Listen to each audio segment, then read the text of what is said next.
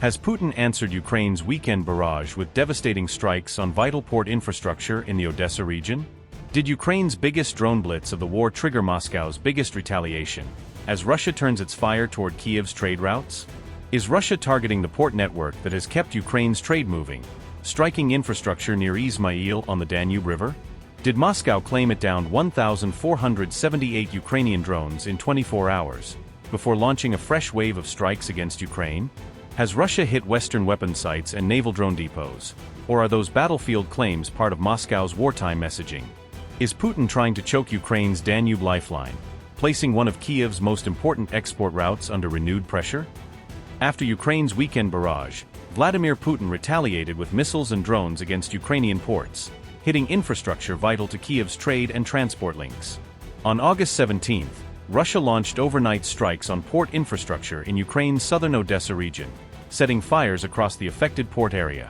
The attack targeted the Izmail district near Ukraine's border with Romania, placing a major Danube shipping hub under renewed Russian pressure. A civilian vessel flying the Togo flag was damaged in the strikes, according to Odesa Regional Governor Ola Kuiper, highlighting the risks to international shipping. 4 people were also injured during the attack, the Odesa Regional Governor said, with 3 reportedly hospitalized and 1 described as being in serious condition.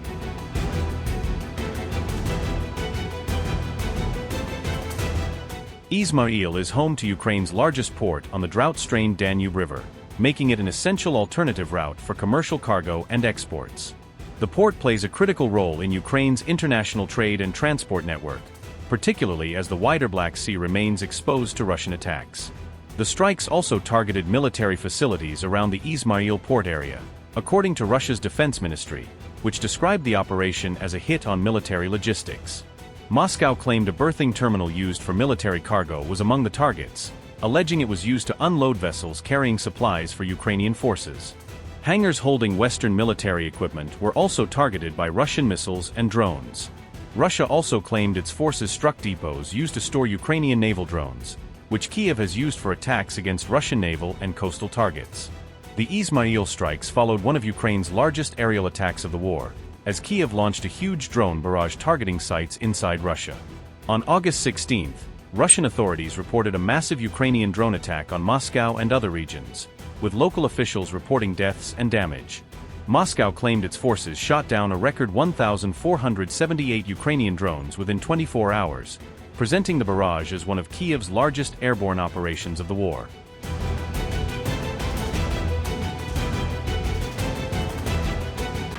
Russian Ministry of Defense on August 16 said its air defenses had intercepted and destroyed 822 Ukrainian drones during a massive overnight attack.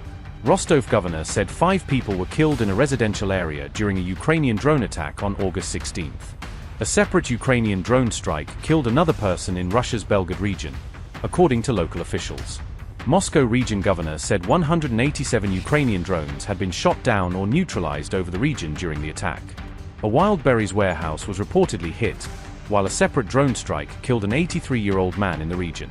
Moscow Mayor Sergei Sobyanin said around 600 Ukrainian drones had targeted the capital during the large-scale attack.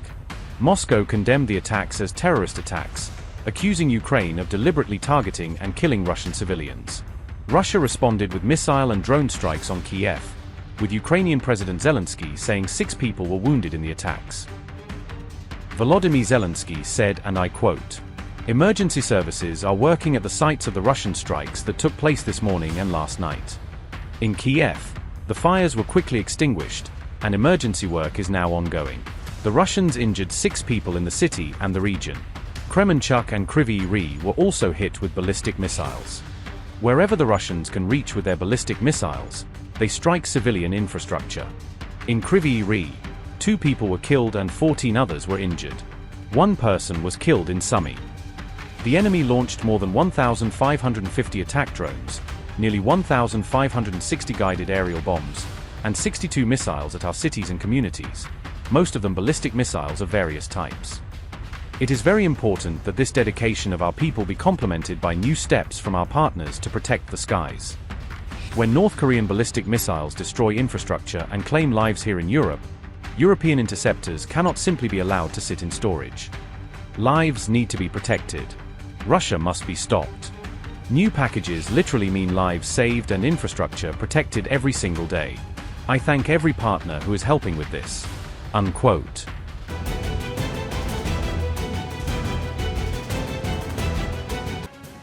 Ukraine has been deploying British-made drones in sustained long-range strike operations deep inside Russian territory for the past 6 months, according to multiple defense and media reports.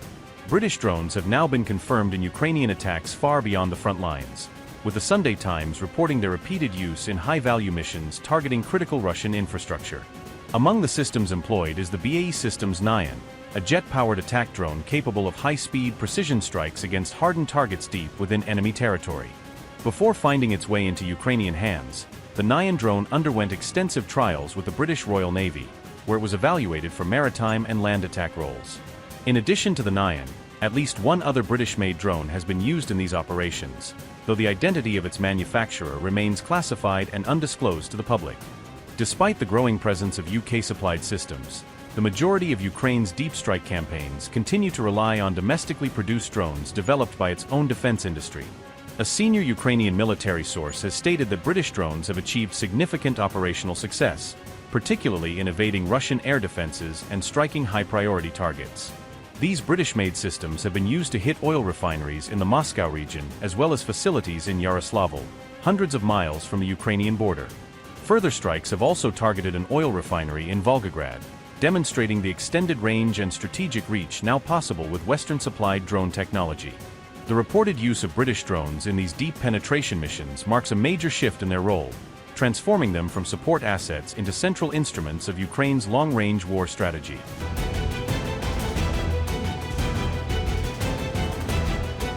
As the war grows deadlier between Russia and Ukraine, Europe faces a fresh challenge over its role with Trump. Europe is reportedly worried that Trump could negotiate directly with Putin without giving European allies a seat at the table. France, Germany, and Britain are working on a plan to ensure Europe remains involved in any future peace talks.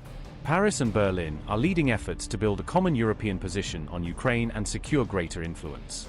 Britain is more cautious, with new PM Andy Burnham reportedly hesitant to risk testing ties with Washington. The revelations were made in a report published by the New York Times on August 15, highlighting Europe's growing concerns. Europe fears a Russia-Ukraine deal could be negotiated over its head by Washington and Moscow, leaving allies sidelined. Zelensky reportedly pushed the UK, France, and Germany to secure meaningful European involvement in future negotiations.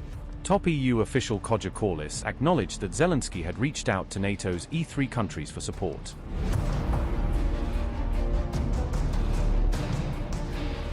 However, European officials allege Putin has shown little indication that he is ready to enter serious peace talks. Moscow has insisted that control of Donbass remains a key condition for any potential settlement with Kyiv. Europe has reportedly tried to reopen communication channels with Russia at Zelensky's request, seeking a diplomatic opening.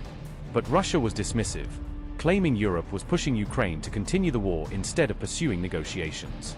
Europe also fears Putin could use direct talks with Trump to drive a deeper wedge through NATO unity. Poland, Italy, and the Nordic states are also seeking a voice in any future negotiations over Ukraine's war.